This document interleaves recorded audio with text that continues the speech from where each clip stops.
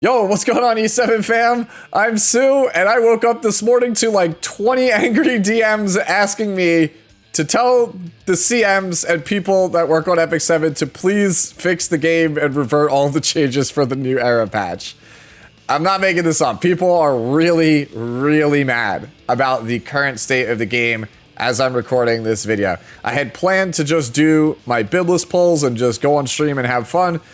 But even as I speak right now, there are a bunch of people in my Discord server in the voice chat talking about all of the changes. And then also the official Epic 7 influencer server, which has all of your favorite content creators in it. Yeah, that one is also just a mile a minute with like a laundry list of stuff. And I haven't really experienced everything so far, but I will just be the messenger and let you guys be the judge of everything that is, as far as I can tell, kind of off about the launch of the new era patch. So, first up, let's talk about the imprint circuit, which you can find here in the right side menu here by clicking imprint circuit. So this is a system I was really excited about because one of the things that I thought was really cool about a game like Dokkan Battle, Dragon Ball Z Dokkan Battle, was that if you got dupes, you got a little bit of currency and you could use it to kind of tweak your character in like little minor insignificant ways, right? You could get like an extra like, you know, 1 or 2 attack here. You might get like an extra 1% like, you know, damage reduction from this element, like minor stuff. It was just like cute stuff that was like something for you to work on for the characters, and I thought that's what this was going to be, right? I thought this was going to be like, oh, the attack node, it's only going to give like 1 flat attack. It gives 15 flat attack instead of 1. And I think what has people really upset about this is twofold. One, the director promised that the changes wouldn't really be that much of a difference maker in PvP and World Arena. They didn't think it would affect it that much. Well, turns out that these nodes function the same as awakened nodes for specialty change characters, right? So that means that they add to base stats. So this is 15 base attack. So if your character has, you know, 1,000 attack and you get this, now they have 1,015 attack, which means that when you use percentage, like, you know, a 65% attack rank, it's multiplying that 65% by 1,015, not 1,000, which means that you're going to get some absolutely massive stat inflation. And I have seen people send me screenshots of players and the builds that they've been able to build with the imprint circuit. And I will again show you some of these on screen now. It's pretty serious, right? Like, you could get some absolutely disgusting characters here. A jump of like, you know, roughly like 300 to 400 defense on tanks. You get like 700 to 800 attack on characters. You can get like an extra like 2,000 or so health. So it's quite a substantial like boost to the 5 characters that you put on the spirit board, right? So it's not some little thing. In addition to the fact that it adds base stats, it is a substantial increase to stats. There are these epic nodes in purple that are here at the end. And some of these are actually, you know, pretty game changing. I actually think the weakest one, which is the one that everyone has blown out of proportion, is the swiftness node, which gives 3 speed on your total speed. So if you have a 300 speed character and you take epic swiftness, you have 303, right? So people are going to be able to use this to kind of push their characters to the absolute like peak and get them to be as fast as possible. I think that the next most impactful one is this one here, Insight. Maximum applicable effectiveness chance cannot exceed 90%. So what this basically means, if you have the Insight node, is that 15% does not apply to you. It is actually 10% applies to you. So you have essentially an extra 5% absolute effectiveness. It cuts through 5% of the absolute effect resistance that characters have. So for a character like Witch of the Mare Tenebria, this means that your opponent's odds of getting around your debuffs are reduced. Even if it's only by 5%, that is still a sizable chunk of effectiveness reduction. The next one, which might end up being the best one overall, is Iron Wall, right? When attack grants 5% damage reduction. So every knight in the game is just going to have inherently 5% damage reduction if you could put them on this board, right? And then the last one here is going to be Epic Onslaught, which increases your critical hit damage cap from 350 to 400%. So Destro, bruisers are going to be able to do like a ridiculous amount of damage. Like if you want to go Destruction, Lone Crescent, Bologna, it's very easy for you now to get not only 4,000 attack, but 400 crit damage. So yeah, saying that it was not going to be much of an increase is, I don't know. I don't know how to feel about that. Like that, these definitely seem like they are sizable. As you can tell here, I'm still only Spirit rank 1. I haven't personally delved into the system. I am just reporting the things that have been DM'd to me, that have been sent to me on this entire issue. Additionally, the Spirit boards, you can normally only have 5 on the hero deployment. You can pick 5 here. You can actually just reset this board and it only costs you 500 gold. Or 500k gold, I should say. And that's, you know, that's not a lot, but it's also not a little amount of gold. And the reason why this is important is because since this stuff is so impactful, you can put Nodos on this board, right? Give him super juice stats, take him into Guild Wars, beat somebody, and then when you come into another team that you can't beat, you come back to the imprint circuit, you reset it, and then you reapply the board. So basically, for Guild War players at the top end, this system is going to basically just be, I respec my characters constantly in order to get the exact perfect stat bonus, the extra like 50 or 100 gear score that the imprint circuit system provides me, and then I just use it to kind of steamroll everything. So yeah, it's kind of rough. I've seen people call for this system to be completely abolished. Like I saw Moria put out a video as well talking about they want this system gone entirely. I don't know what the solution is, right? I thought originally this was going to be like +1 attack and it was going to not be on base stats. It was going to be on the final stats. And so it's like, oh yeah, you know, my New Moon Luna, right? Like if I come over to New Moon Luna, it's like one of my favorite characters, right? It's like, oh yeah, when I go through the whole board, instead of having 24.1k HP, I've got 24,310, right? Like I got an extra 150 HP for completing the whole thing, and it's like just a little tiny something to min-max it. That was my thought. I didn't think it was going to have the bonus passives at the end, right? Like if it was just the 3 speed, I felt like people were just blowing it out of proportion, but 5% damage reduction or just bypassing absolute resistance as a game mechanic to some degree is a lot more than I think many of us were thinking that it was going to end up being. I don't actually know what the solution is to the imprint circuit situation. Right? I've seen people, like, again, Moria wants it recalled. I've seen a lot of my viewers say that they hate it. They want it repealed as well. I don't really know how you can fix the system. Right? I will let cooler heads kind of sit down in a room somewhere and figure that one out. I can tell you for sure, though, if you do want to keep the system, it cannot be base stats, right? Specialty change characters, half the reason they are so broken is because the awakenings that they get basically juice their stats like to some absurd degree. Right? I've done many videos on the math on this in the past. Right? You can't have those be on base stat values. It just causes way too much of an imbalance and causes the game to kind of be comically lopsided depending on which characters end up receiving the buffs. And we all know that this is just going to mean that the best characters in the game, your Notices, your Lady of the Scales, your MLDNs, are just going to reap the most benefits from the entire system, right? Just the best characters, the rich are going to keep getting richer.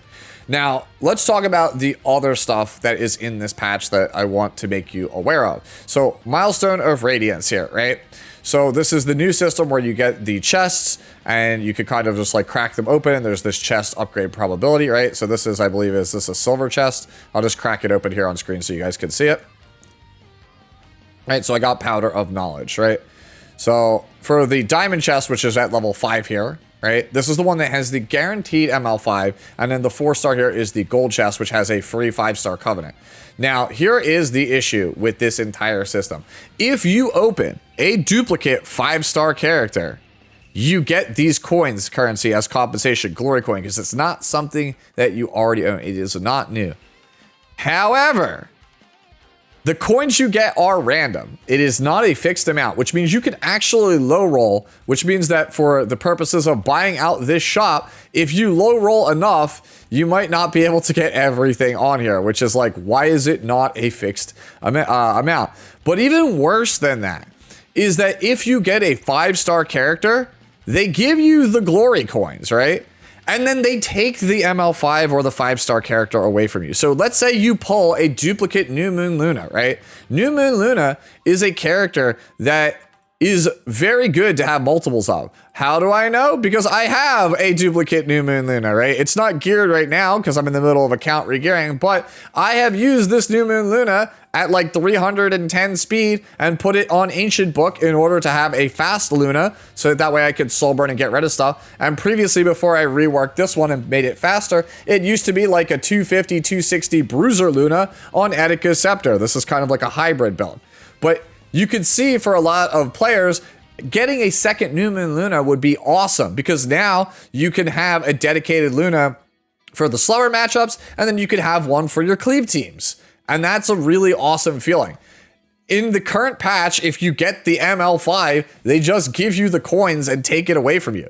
So you don't have the luxury of getting the dupe, and you certainly don't have the luxury of getting the imprints for the character. So I just have to wonder why that is. Like, we already put the restriction on the 5-star tickets that you can't get characters after like Successor Teiyu, and then for like the character selectors, the hero selectors, it only goes up to Fene, so you can't even get Setsuka, right? Like, so we've already diluted the selectors and tickets and made them worse.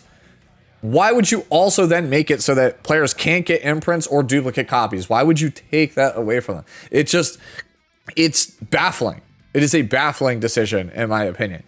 So the last thing that I want to actually highlight here is actually in the pack revamp, right? So they have revamped the packs here in this actual, scenario. So let me see if I can find it real fast here. It's attendance here. Yeah, so previously, this pack for $10 was 2 Leafs a day, along with the 600 Skystones for 30 days.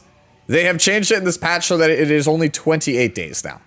Why? I couldn't tell you. So they made this pack slightly worse. But also, if we go over here to, I think, is it under attendance? It might be, no, it's not attendance. I have to find it. I will find this. Give me a second. We're doing this all kind of off the cuff. Here it is, Lavish Leaf Pack. So this was previously the $30 Leaf Pack. It was 800 energy and 50 leaves for $30. This is one of the best, like, mid-value Leaf Packs, right? You are essentially gaining the ability to, quote unquote, buy spectral cores. Like, this was another way for you to run more hunts to get more of the new set from Otherworldly much, much quicker. And obviously, being able to buy more stamina is definitely something that favors whales, but it had a limit in the past, right? You could only buy the Leaf Pack like, well, I think it was like 5 times a month. So you couldn't get like an unlimited amount of leaves. The Lavish Leaf Pack has no limit. It's bottomless. I'm pretty sure actually a fair amount of packs are now bottomless. So yes, they, I guess, revamped the packs and made them bottomless, so it favors the spenders a lot more than the casual, low spending, free to play crowd. So yeah, I don't really know what to make of this one. Like, it's definitely one of the most baffling first couple hours I've ever had with any patch in this game. I'm not mad per se. Like, I know I've flipped out before and gotten very, very, very upset over things like the Tama coin situation. I don't know. Like, it's just, they've kind of power crept and spiraled stuff like so out of control for so long, right?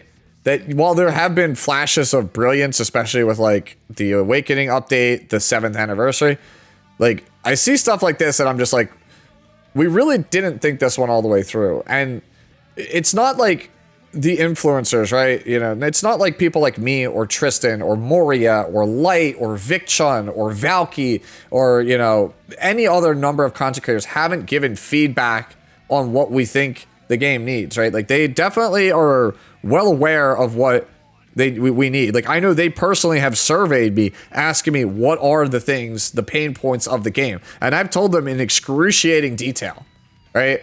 So for this to be like kind of the release date of how the new era patch is kind of like a giant question mark, right? Like, it's like, how did this make it out of live with all the feedback that they have? Like, how did they not think to like pitch it or let us see it like early? We could have given feedback on this stuff. right? Like other gacha games, they let their creators have like a creator server or like an early access period to kind of like work out these kinks. I think that almost everybody would have shot this down in its current state, how it is right now, before any of this ever made it to live.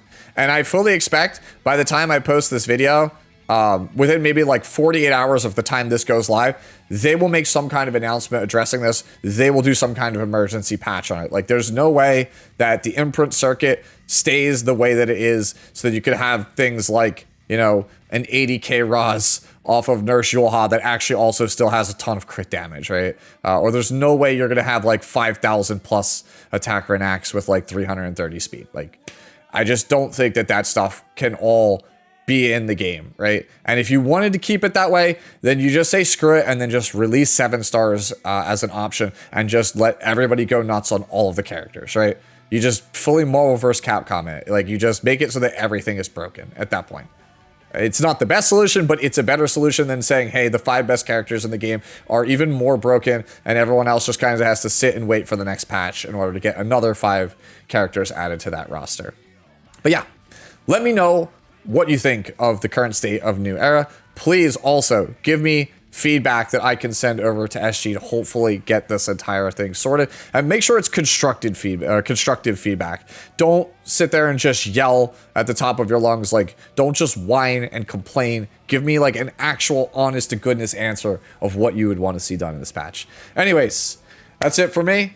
I'll probably go live at some point today later on stream where we kind of just go through it all and have a good laugh for preserving, you know, just posterity, just preserving the thing.